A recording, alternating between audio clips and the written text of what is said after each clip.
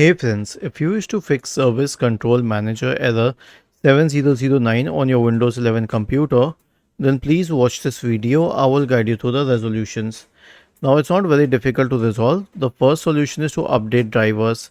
Right click on the Start button and select Settings from the menu. Go to the Windows Update tab on the list on the left hand side and select Advanced Options in the right pane. Select Optional Updates and install all the optional updates. Now return to the Windows Update page and click on Check for Updates. The next solution is to run the driver verifier tool. So search for verifier in the Windows search bar and click on verifier.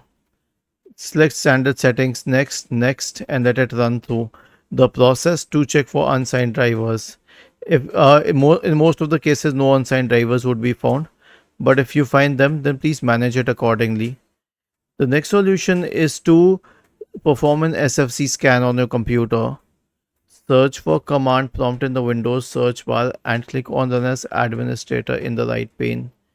Type the command SFC space / scan now and hit enter to invoke the SFC scan. And the last solution is to restart the remote procedure call service. Search for services in the Windows search bar and open services.